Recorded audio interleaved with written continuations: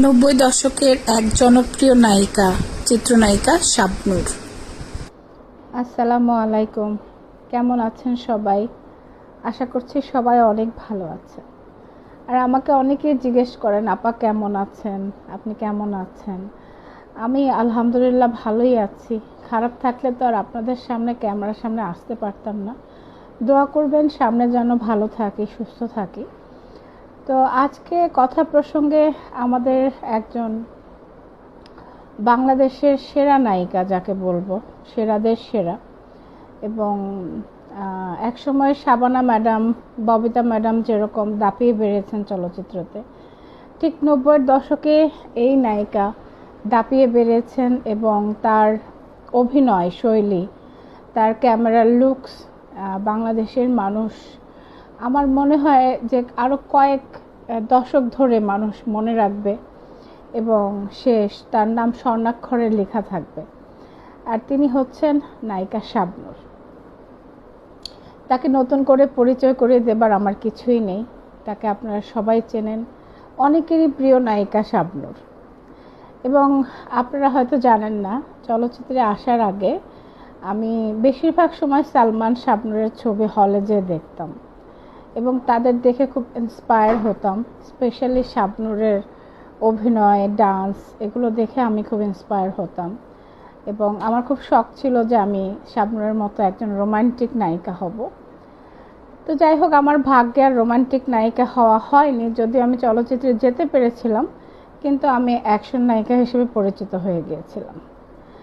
তো আবার কিন্তু আমার প্রথম সাইনকৃত ছবির নাম ছিল মৌমাছি। এই ছবিতে আমি প্রথম কাজ করার সুযোগ পাই নায়িকা শাবনূরের সাথে। এবং এই ছবিতে কিভাবে আমি নায়িকা শাবনূরের সাথে কাজ করার সুযোগ পাই, এই স্টোরিটা আজকে আমি আপনাদেরকে বলবো।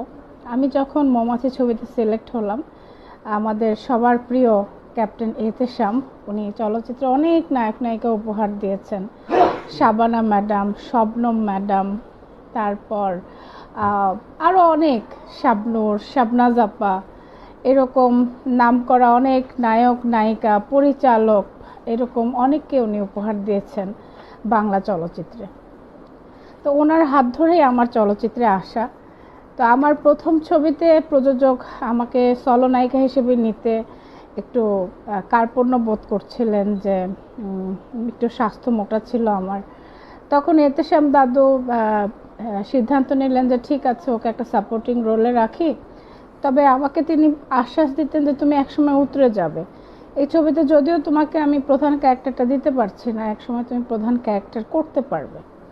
তো উনি আমাকে এই সাহসটা সবসময় দিতেন এবং সেই সাহসের পরিপ্রেক্ষিতে আমিও রাজি হয়ে গিয়েছিলাম মৌমাছি ছবিতে প্রধান নায়িকা ছিলেন শাবনূর এবং শাবনূরকে তারা কাস্ট করলেন।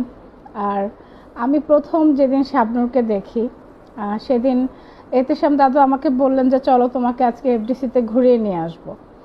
তা আমিও খুব খুশি, দাদুর সাথে এফডিসিতে গেলাম এবং প্রথম আমি যাদের শুটিং দেখলাম দাঁড়িয়ে দাঁড়িয়ে, তারা হচ্ছেন সালমান শাহ ভাইয়া এবং শাবনূর।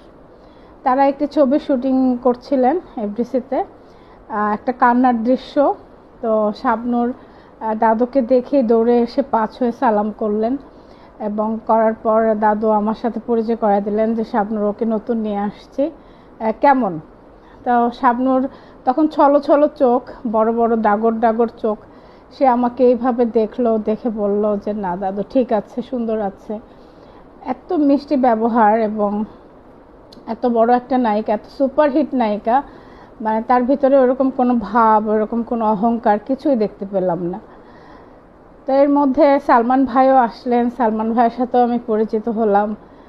এটা আমার লাইফের একটা স্মরণীয় মুহূর্ত, কারণ আমার প্রিয় জুটি সালমান শাবনূর, ওদের মতো মানে এত সুন্দর কেমিস্ট্রি, এত সুন্দর অভিনয় দক্ষতা আমি কারোর মধ্যে দেখিনি। তো যাই হোক, যথারীতি মৌমাছির শুটিং শুরু হয়ে গেল। তো শাবনূর প্রতিদিন শুটিংয়ে আসতো, কোলে একটা পুতুল নিয়ে আসতো এবং একটা ফ্রক পরে আসতো এবং বলতো আমার জ্বর মানে ও খুব অসুস্থ ফিল দেখাতো। আমরা তো তখন নতুন এক কর্নারে বসে থাকি, দেখি সবাইকে। তো শাবনূর এসেই মেকআপ রুমে বসতো এবং আমার সাথে খুব ফ্রেন্ডলি কথাবার্তা বলতো। আমি প্রথমে শাবনূরকে আপু ডেকেছি, কিন্তু শাবনূর আমাকে বলল যে সমস্যা নেই, তুমি আমি একই বয়সী হব, তুমি আমাকে তুমি করে ডাকো, আপু আপু বলার দরকার নেই, আমার নাম ধরে ডাকবে। তো আমাকে সে এই এত বড় একটা, মানে আমি যেহেতু নতুন, তারপরেও সে আমাকে একটা এত বড় একটা সুযোগ দিয়ে দিল, তাকে নাম ধরে ডাকা, তুমি করে বলা। তো তখন থেকে আমি তাকে তুমি করে বলি, নাম ধরে ডাকি। আর সে খুব ফ্রেন্ডলি ছিল এবং খুব খাদ্যপ্রেমী, খাদ্য রসিক শাবনূর। প্রচুর খাবার মানে বাহির থেকে অর্ডার করে আনাতো, তখন আনিয়ে আমাকে খাওয়াতো। আর আমাকে খাওয়াতে দেখলে আমার যে ওস্তাদ ক্যাপ্টেন এহতেশাম, উনি আবার খুব খেপে যেতেন, কারণ আমার খুব স্বাস্থ্য বেশি ছিল তখন। তো উনি আমাকে খেতেই দিতেন না। একদিন তো খাবার মুখের থেকে ছুঁড়ে ফেলে দিয়েছিলেন, খেতেই দিবেন না। তো যাই হোক, শাবনূর আমাকে লুকিয়ে লুকিয়ে খাওয়াতো, আর আমিও খেতে খুব ভালোবাসতাম তখন, আমার খেতে খুব ভালো লাগতো। মানে আর পরের দিকে আমি বুঝেছিলাম যে আসলে খাওয়াটা আমার ক্ষতি।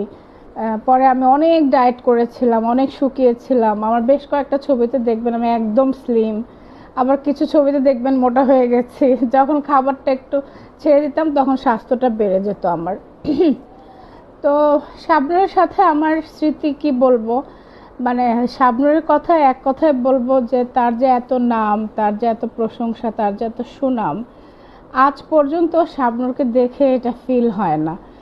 সে একজন কমপ্লিটলি মাটির মানুষ, একজন অহংকার ছাড়া একজন মানুষ, এবং তার সাথে কথা বলে অনেক মোটিভেটেড হওয়া যায়। সে কখনোই কারো বদনাম নিয়ে বা কারো গসিপ নিয়ে বসে থাকে না, নিজেকে নিয়ে ব্যস্ত থাকে, নিজের সন্তান, পরিবার, এসব নিয়ে সে সবসময় তার ব্যস্ততা আমি দেখেছি। তো সবসময় খুব খোলা মনের, ভালো মনের মানুষ, আর ভালো বলেই আল্লাহ তাআলা তাকে আজকে এত দূর নিয়ে গেছেন।